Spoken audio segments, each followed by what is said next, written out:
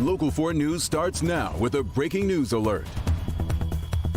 That breaking news tonight, Governor Gretchen Whitmer announcing she has tested positive tonight for COVID-19. The governor says she is fully vaccinated and twice boosted and only experiencing mild symptoms. She released a statement just within the past 30 minutes, reading in part, quote, "After speaking with a state doctor, I will follow the proper guidance and protocols while maintaining a remote schedule to continue getting things done for the people of Michigan.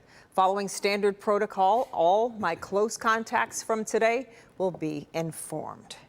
We are also following breaking news involving former President Donald Trump, with the FBI tonight serving a search warrant at his home in MarALago. It's been a dramatic evening. NBC News reporting the search was tied to classified information President Trump allegedly took with him from the White House in January of 2021. Former president was actually in New York at Trump Tower when the search was taking place, but he confirmed the search on his social media platform tonight, writing, quote, "These are dark times for our nation as my beautiful home, MarALago in Palm Beach, Florida, is currently under siege, raided and occupied by a large group of FBI agents," end of quote. So far, no comment from the Justice Department nor the FBI. A police chase stretches more than 20 miles across Metro Detroit.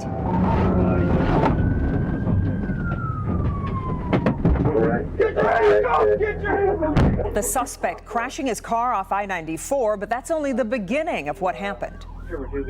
And this all started at an apartment complex in Van Buren Township.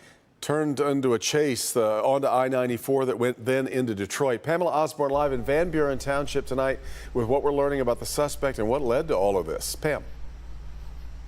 Well, Devin and Kimberly, the victim in this case actually had a personal protection order against Carl Travis. Now, he was arraigned in 34th District Court today on several charges, even tried to convince the judge to lower his bond. She did not, taking into consideration that personal protection order as well as this long chase that he sent police on. Take a look.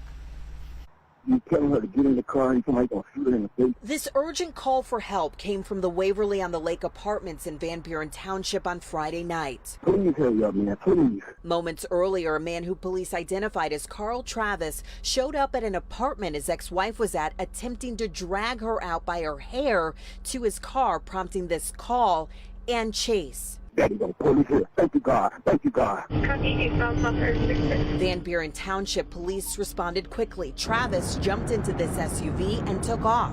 The chase was on. Here he is weaving in and out of traffic on 94 eastbound. This goes on for about 26 miles, all the way into Detroit, at times at high rates of speed.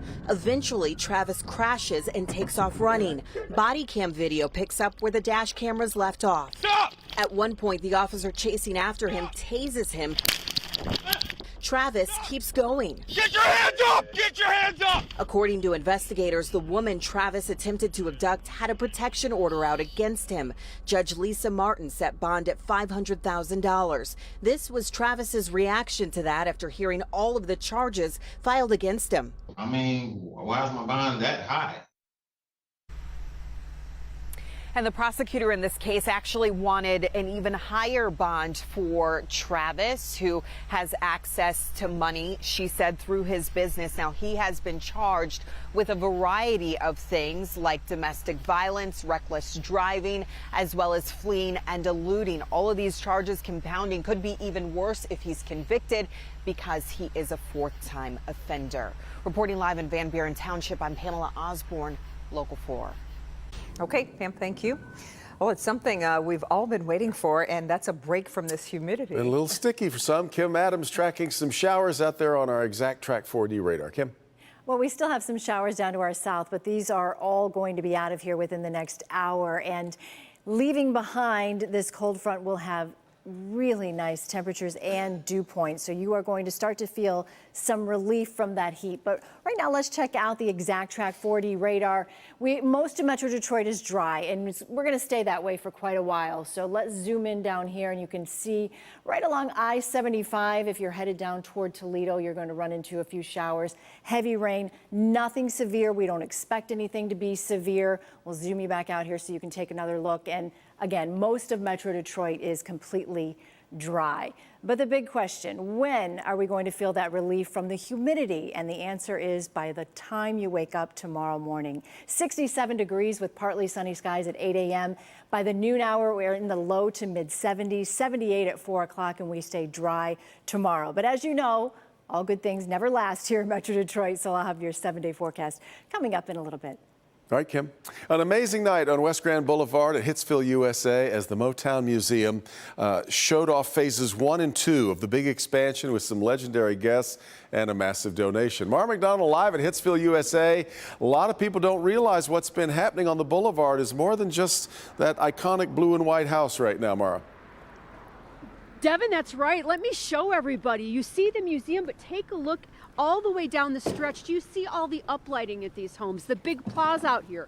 This is now all Motown Museum property, and what they're turning out here isn't just the museum there, but let's say a recording studio, a performance venue, interactive exhibits.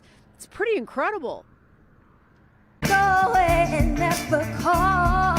The new wave of talent to come through Motown serenading the crowd tonight as the legends looked on. Last time I was here, none of the expansion stuff was here, but we had been planning it, you know. But they made so much progress since the last time I was here, and I'm very happy with what's going on. What's being built here isn't just a refurbishment of the original Hitsville house. But there used to be a pathway that would lead up to Motown. We would sit, stand, have congregate, and have fun.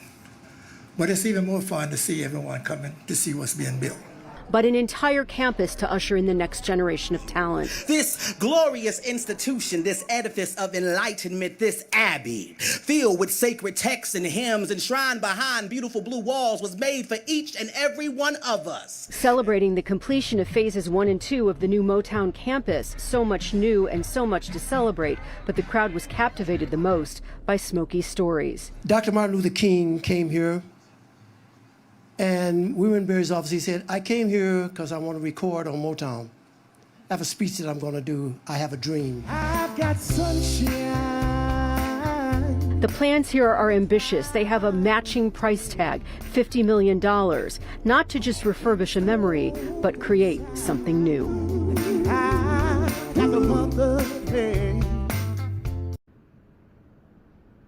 Back here live, it was announced tonight that the Gilbert Family Foundation is offering up a $5 million donation to help them get to that $50 million price tag. And for everybody at home, if you want to come down here and take a look at everything that has been done, they're going to be opening up the new plaza this Saturday. Food trucks go in and take a look at some of the buildings and some of the exhibits that they put up in there. It is truly amazing. And a word about Smokey, Kimberly, and Devin. He's 82 years old. He was incredible tonight. And you know what he told the crowd? After he was done here, he had places to go. He had to be in San Diego. He had a concert. We're live on the boulevard. I'm Mara McDonald, Local 4. Smokey's got a guy playing him. He may be 82 years old at home. Whoever that guy was there tonight. Incredible. Looks amazing. Yeah, I love it. Great stuff, Mara. It really is. Thanks, Mara. All right, a new round of testing detected no hexavalent chromium in the Huron River. The state tested 55 locations over the weekend, with none of the 75 samples coming back positive. The health department still recommends people stay out of the Huron River between North Wixom Road in Oakland County and Kensington Road in Livingston County. Testimony today at a hearing to decide whether 4 security guards are going to go to trial for the 2014 death of a man at Northland Mall. Mackenzie Cochran died after 5 guards restrained him on the floor of the mall in Southfield. It started after Cochran reportedly refused to leave a jewelry store. 1 guard pepper sprayed him, and things escalated from there as other guards arrived. Today, 8.5 years later, witnesses describe what they saw and heard. Well, his speech went from "get off of me" to "I can't breathe." And how many times did you hear Mackenzie say you couldn't breathe? I would say at least 2 times.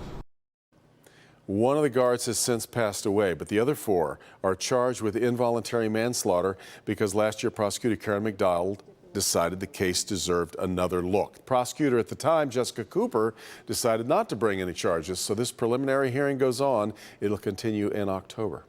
A Macomb County man is now in custody for one of 2 mass shootings that happened over the weekend on Detroit's east side. Early Saturday morning, 5 people were shot on Saratoga and Gratiot. 2 of the victims died. Investigators later recovered a gun they believe was used in the shooting and arrested a suspect. 12 hours later, 7 people were shot with 1 killed on Andover near East State Fair.